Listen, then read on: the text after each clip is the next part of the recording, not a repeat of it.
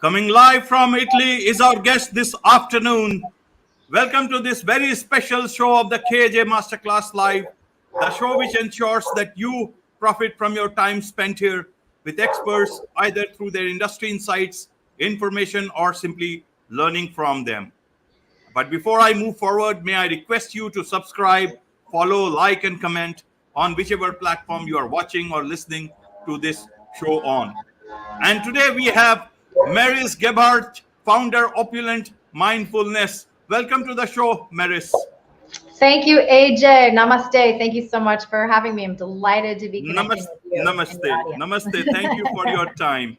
Thank you so much for your time indeed, and coming out so early in the morning down from Italy, from Umbria, Italy. So, Meris, you are not only a founder of this big company, Opulent Mindfulness, you are also a speaker, writer, lifestyle consultant, global meditation leader. You consult with a lot of companies and all. So, we will be talking about how to boost performance by ridding oneself of the mental blocks stress induces. But first, tell us about your why story. How did you discover meditation and mindfulness? Right. So I think it's one of these things where we always were what we now are. And so when we discover our life's calling, we can trace back the breadcrumbs to say, that was hitting me way early on as a child because I was always a seeker of greater wisdom and information. I'm always observing and asking people and talking and noticing, finite details about my surroundings and watching body language and sensing energy. And so I've always been sort of a thinking type, philosophical type. You can ask anyone in my family and in friends of past. Oh, you were always so serious, which is the nature actually of a Capricorn. We start out as very serious little beings, and then we become more playful as we grow older, which is indicative of exactly that. I'm now living in Italy and kind of hopping back and forth between the US and Europe these days without a mortgage and without a husband, without a children situation. So I'm really deeply steeped in my work, my life's calling, and engaging with the environment and surroundings wherever I am, calling it home because that place of home is in my heart. So yes, crises, calls to action, resources. And so I was having a very high anxiety relationship and I needed something. So I was crawling and climbing and clawing my way out of that and discovered meditation as my safety vessel, my sanctuary, a place where I could feel just even for a few brief moments in the day. And then that stretched out into more of my day and then my life eventually. And so now that is my work. Thank you for asking. Right, Meris. You talked about anxiety. Now, it's a very normal thing, but it can be a difficult thing for somebody who goes through that. And you were able to tackle it, and you are where you are today. But anxiety is so much prevalent in every walk of our life, and especially in workplaces and within our homes also. So, how does one tackle that? Especially, you do a lot of programs for corporates and companies and big business leaders. So, how do you look at anxiety from from a domestic point of view as well as from a corporate point of view, work from point of view? Yeah, I love the way that you phrase that question. How do you tackle it? Because sometimes the way that we tackle something is by stepping back and dropping into the exact experience that it is forcing us to do. So, have I tackled anxiety? Definitely not.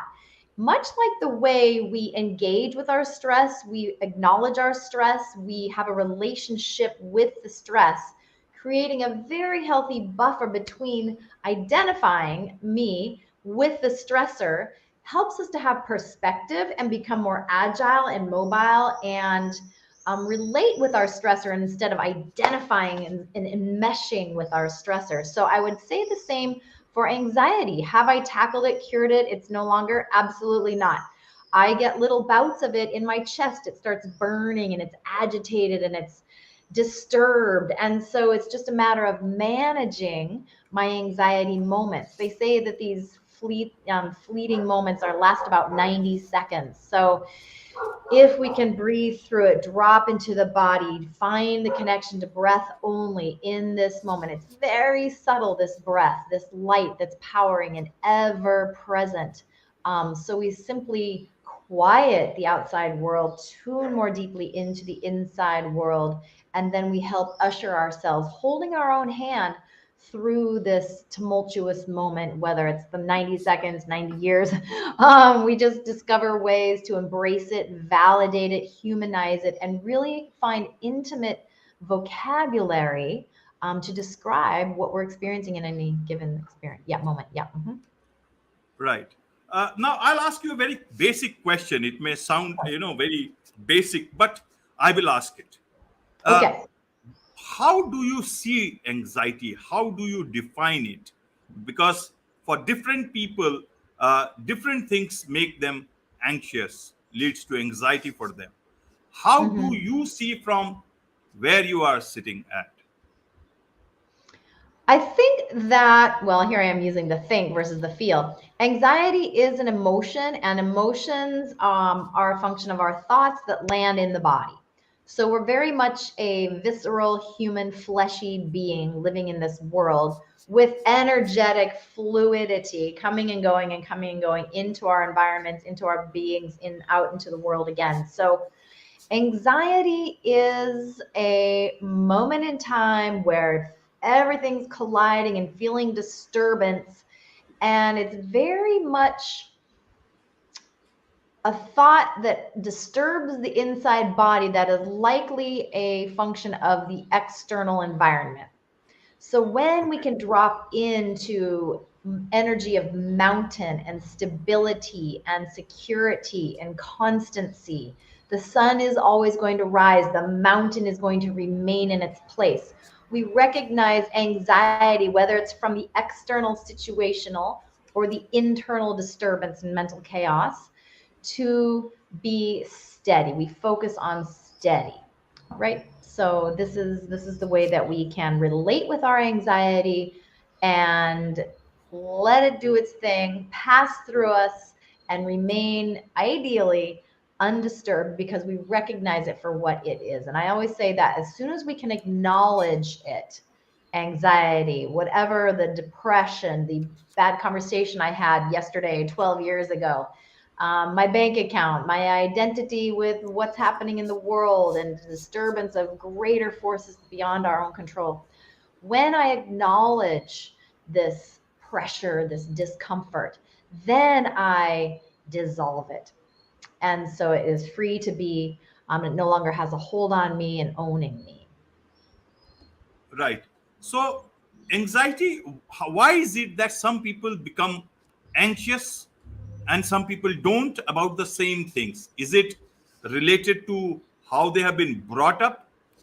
Is it because of their present environment? Or is it just their response system of their body? How do you see? Because you teach, you have got so many classes happening, live classes, corporate meditation.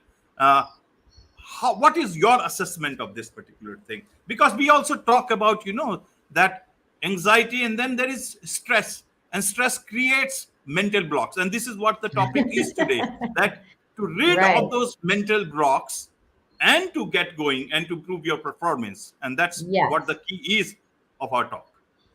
Beautiful start. Okay, so we're going to start with this foundation of the anxiety, and it's gurgling up within us. So, what do we do? Right. How do we manage it? How do I identify with it? I first start to articulate it to myself. And I think my interpretation of anxiety, my experience with anxiety will be very different from yours based on our nervous systems. So, our nervous system are these energetic systems in our body that are always moving and firing and informing us of external danger or internal disruption and discomfort or instability. Maybe it's rooted from my family origins, or maybe it's rooted from, if you're the thoughts that it came from ancestry. Maybe it's situational and how my nervous system is responding and reacting. it is absolutely critical that we develop the prefrontal cortex portion of our brain to begin mastering, right? It evolves, our brain evolves, it changes, it rewires, it is plastic. We optimize the plasticity of the brain to evolve and move away from our flight, fight, fear, freeze reaction of the brain that is absolutely critical to save us and perpetuate our human race. And so it's a necessary component, but the mastery comes when we have this awareness, and then we move into the logic, reasoning, execution centers of our brain that help us to live and get through. So you ask, why would I feel anxiety and one might not feel anxiety? Again, it's just, in my interpretation, it's the nervous system, how sensitive you are, and your awareness of the sensitivity. I think it's an interesting notion that the young people of today, where we're noticing have higher than ever before seen levels of anxiety. Part of it is that they now have vocabulary for it. They have 200, however, 3,000 emoticons to express their emotions versus the happy and sad and, indifferent that most of us grew up with. I think if you ask me, that itself is stressful to choose among 200 of emoticons. Absolutely. Without that, I'm fine. It's stress Carry inducing, on. right. So we Absolutely. weren't born with that and raised with it, so it's not in our nature. But the children of today have so many varied ways to express themselves, and whether it's on a social platform or in person or with an emoticon or some kind of GIF, the expression itself is freeing because we find disease to be dis-ease in the body. So it's trapped energy that hasn't been expressed out. And it's not oxygenated, right? When we have oxygen, there's not disease. So disease is a function of not having oxygen. So when we breathe, and children today are taught to breathe and be centered, and their anxiety, find a calm moment, practice stress reduction, have a proactive approach to their disturbance, if you will. So I think it's interesting. We're going to see a lot less disease going forward because early on, these dis-ease sensations and experiences are being freed from the body instead of landing and culminating and manifesting in the form of dis-ease. So stress, anxiety coming at us. Yeah, and Yeah. mental blocks. Stress creates mental blocks that hamper you to perform your best.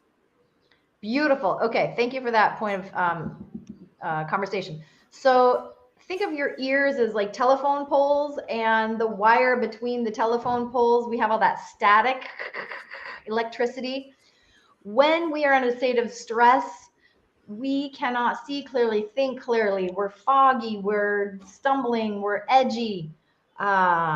So finding that meditation is a chance to acknowledge the static between the poles and all the thoughts and notes and memories and conversations and regurgitated experiences coming to the surface. So the meditation is such a beautiful place. It's the gymnasium, if you will, for clearing the mind. It's when the mind is the most active because we're acknowledging it finally. And as mentioned Well, before, when we acknowledge it. well put, Meris. I mean, sorry to interrupt you. That Yes, please. meditation is the gymnasium of the mind. Means wonderful. Well, the meditation is the gymnasium time for the mind. And then when we step off the cushion, then now we have the clarity where words come out of our mouths that we didn't expect, as far as like, that's a yes, that's a no, that's an answer to the question I've been churning and burning with for the last 3 months. So that's when the clarity comes. But the meditation is the uncomfortable, gurgling mind, static, but as far as stress interfering with performance, I love this consideration because this is really a big central part of the result of the work that we do. Right. Imagine you're in a hurry and you've lost your keys and oh no, I'm going to be late. What will people think of me? Why can't I get it together? Like this whole story starts playing, and then that's the static between the poles that's firing up and interfering. The keys were right there. If you were not in a hurry, you would remember that you'd put them there, and they're always in the same place, and there they are. But only when we're stressed do we lose the keys and can't find the keys. And then we lose our direction, and then we're sweating, and then the disease happens in the body and cortisol is released. So it's a whole circuitry of series of events that subsequently follow when we put ourselves really in this state of stress. Now, as parents, I'm not a parent, but I hear so many times from the parents, like, I'm interrupted all day long. I can't control my time all the time, and it's not my life. It's, the others who I care for. So that also would apply when people are coming at us. How do I drop into my centeredness, my presence? The world is not burning. I can handle this situation for 30 seconds in this moment, in this time. Look in my child's eyes, connect with them, bring their stress level down, right? So we hold so much simultaneously. And that's where the meditation comes in. We focus on the breath, what we're tasting, what we're seeing, what we're hearing, what we're feeling, what we're smelling simultaneously. So we practice multiple things occurring at the same time, so that when we get into life for real, we can be masterful. It's a practice. Emphasis on capital P, practice. Right. You have, but before that, let me ask you. Now, is it because the present we try, a lot of people, instead of seeing a glass half full, see that the glass is half empty? Is it the stress in our lives, the anxiety that happens in our lives, is because of that sort of an outlook in life that we tend to take? How do you see this? Well, that's a really great question. And I've actually been kind of thinking about the half glass full, half empty lately. So I'm glad you brought it up. Something that's really important to me is how we frame things, how we frame the situation and find meaning in what's happening. Yes, we need to take agency in our lives and take action and take direction and respond to input and wisdom that's coming to us from the meditation cushion in those moments that guide us, light us, show us the way, send messages and signs showing up when we are aware and we're seeing them. But framing it, because I actually think that I'm a person who sees the glass half empty and so grateful that there's still another half left, right? Versus, oh, you see it half empty, that means negative. As I see it, it's half empty. That means there's a whole other half there. So am I negative because I'm seeing it half empty?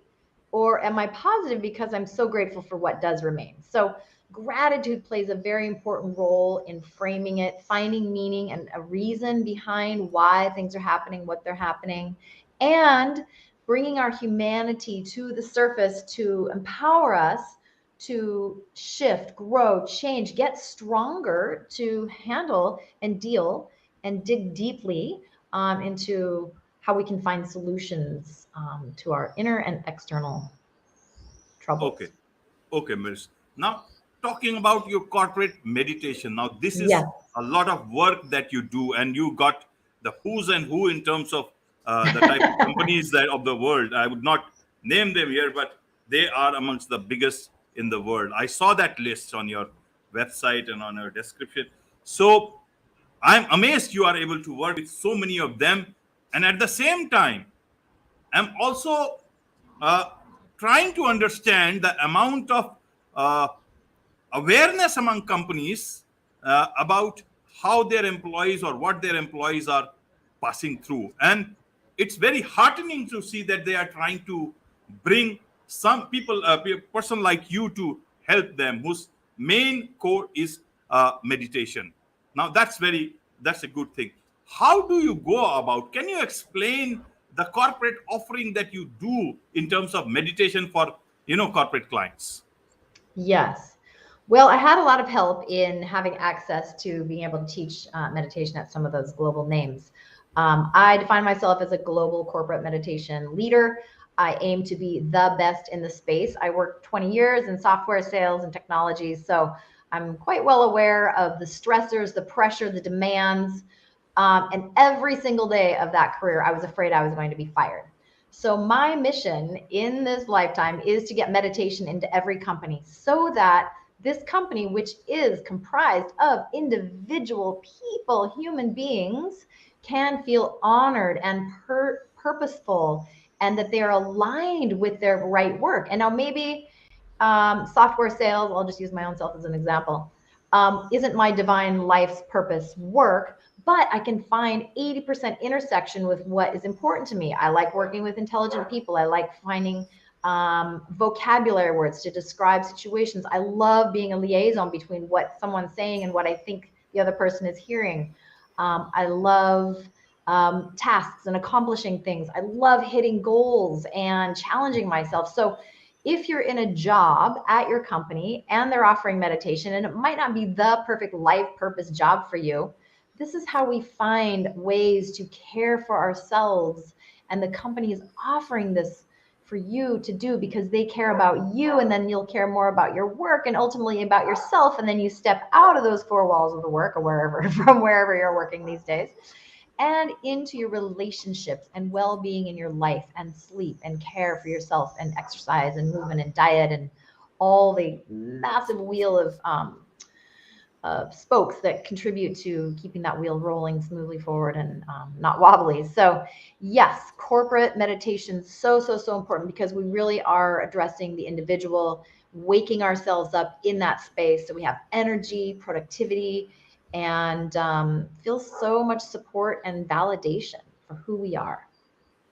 Right, right, Mary. So, how does a lot of corporates are listening to this show right now live? I can see that on different platforms that we are live on Facebook, LinkedIn, and YouTube, and obviously it will go on all the top directories in terms of audio podcasts. So later on, also people can watch this show and listen to this show.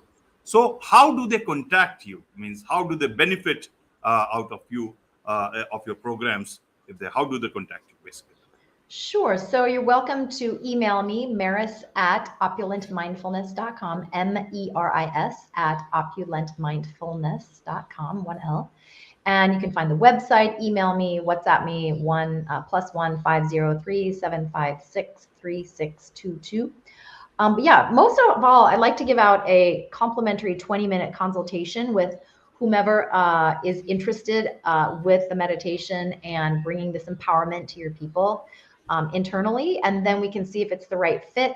I have a virtual meditation studio. So whether I'm in your city, you can come in person and meet you. Love the face-to-face meetings for sure. And then over time, the live platform where your employees can log into any of our live sessions that week, whatever works for their schedule, and experience a new subject every week, 25 minutes in and out. And it's just such a beautiful, beautiful gathering.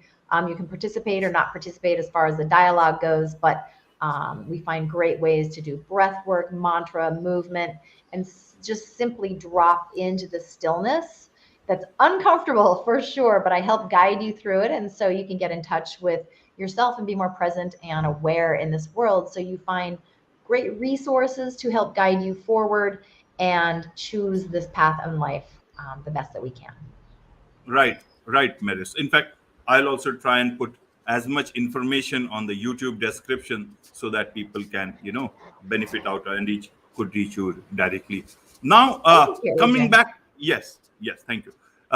Coming back to the Om Seva and 1% for the planet. You seem to be deeply inspired by Hindu philosophy, Vedanta philosophy. You use Om a lot. So tell us about the background to this. How did you come across that? I mean, every email that you send, newsletter that you send, you use Om in all your salutations and everything. So just tell us about that. How do you view Om? How do you view Seva, that selfless service? And obviously, 1% for the planet. What does that mean?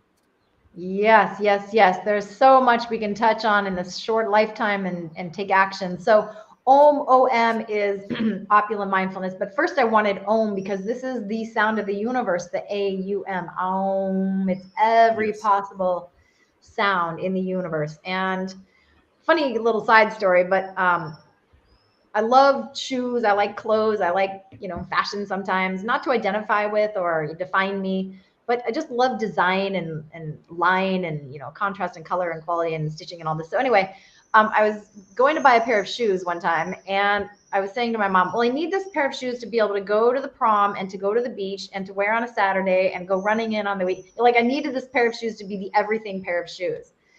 And so, why I tell you that is because I love something that is everything. It's so simple and it's one thing and it's everything and nothing and all in one and integrated and collective consciousness and so accessible, digestible. It doesn't cost money. It doesn't consume or it doesn't take calories, right? You're not getting extra calories. So this the meditation, I feel like it's absolutely the foundation for all. I love exercise. I love eating, people traveling, all this, but the serenity lives within and everything I need is within. And so you bring up Vedanta and it's such a beautiful practice. Swami Sarvapriyananda was our guru in New York City at the Vedanta Society of New York. And wow, that was so awakening for me. Non-dualism. Great. I've grown up Catholic, raised Catholic. My uncle's a priest. I very much am involved with going to the Catholic Church here in Italy because it's such a spiritual center and it's, a very spiritual land. But I definitely draw from many contributions to this exploration. As the Swami would say to me, I'm a seeker and I'm blessed to be a seeker. So I'm curious and learning and interested. And there are many paths up the mountain, and at the tip of the mountain, the view is 360 for all, no matter how you arrived. And so it's just this quest forever and eternal. It's never growing boring and old or over. It's never over. Right.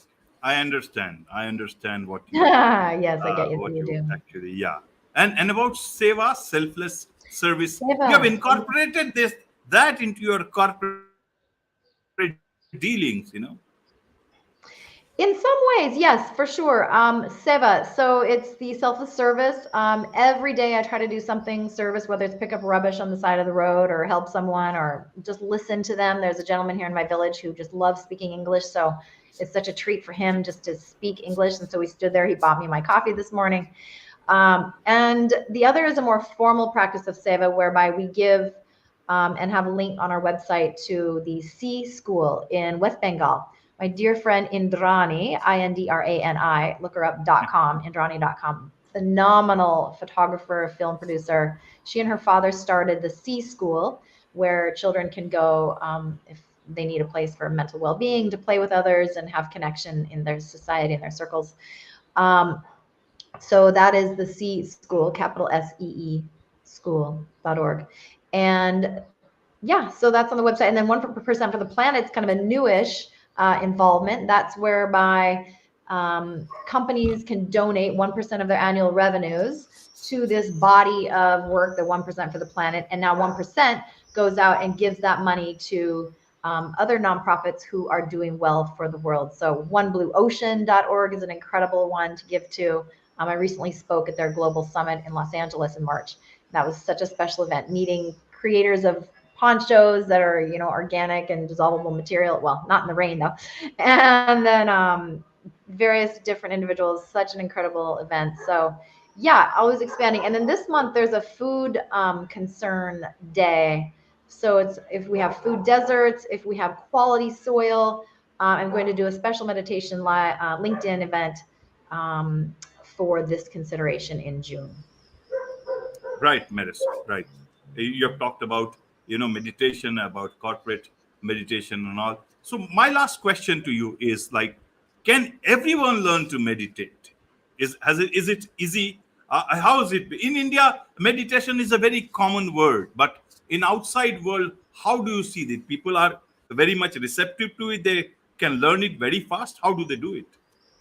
Yeah, so I'd like to just differentiate for myself and for your audience in my interpretation of it, the difference between meditation and mindfulness. Mindfulness definitely comes from more Buddhist origins and roots. I had my start in yoga, so definitely more, as you said, the Indian Hindu side. 23 years a yoga teacher, and so meditation for me came from this side. Shavasana, laying peacefully at the end of the very physical practice to integrate what you have been processing in that practice. So the stillness, the preparation of the body to finally sit after years of practicing yoga, right? And then your body is prepared and flexible to sit comfortably. Luckily, maybe someone was meditating and they discovered and invented a chair, so we can sit in chairs and we don't have to have years and decades of practicing yoga to become flexible enough to sit and meditate. But it's very accessible. And in the early stages of your practice, I would definitely recommend having a guide to meet you in a cadence where we know the mind is active, the thoughts are coming, we get lost in that, and then they bring you back. Okay, here we are, we're breathing, we're in the body, we're present, we're resting the eyes. I have this trifecta that I just kind of came to realize I say all the time.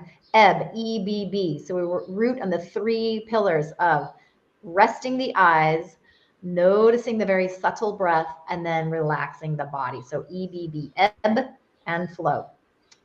And so, yeah, I mean, start by just sitting for 3 minutes, noticing your thoughts, feeling your body, consider what you've got ahead that day, what's bothering you, anything just to get in touch with yourself. The self is an endless discovery and is not selfish by any stretch, because when we're paralyzed in our own busyness and the static between the ears, we cannot help others. We cannot see where help is needed. We feel pressure and guilt to help instead of inspired and moved to help. And all of my work aims to guide people to move into expansion, life affirming existence versus contractive, fear-based death, really, while we're living. So, yeah. Right, Meris. Right. It's 31 minutes, 20 seconds. And I think you got to go also. And we have covered a lot of, ground on this in this discussion. Hope to have you again very soon. There Yeah, is you so have much good to talk to questions, you. and you're a good Thank you. listener. So thank Thank you. you. Yeah. Thank you. Thank you. So there is so much, to talk on and about and understand from you, especially from, from a place like Italy. How do you see all these things? How this whole world is changing and how yoga, meditation, and everything else is impacting positively, how people are taking it. We just wanted to have that insight especially for my Indian audience. So I'll get back to you very soon on this. And it's a pleasure to talk to you. Thank you so much for your time on this particular edition of the KHMS Masterclass. With Thank this, you, AJ. it's My pleasure in every way. thank you very much. Thank you. Take care. Have a great day. Ciao for now. Namaste. Namaste.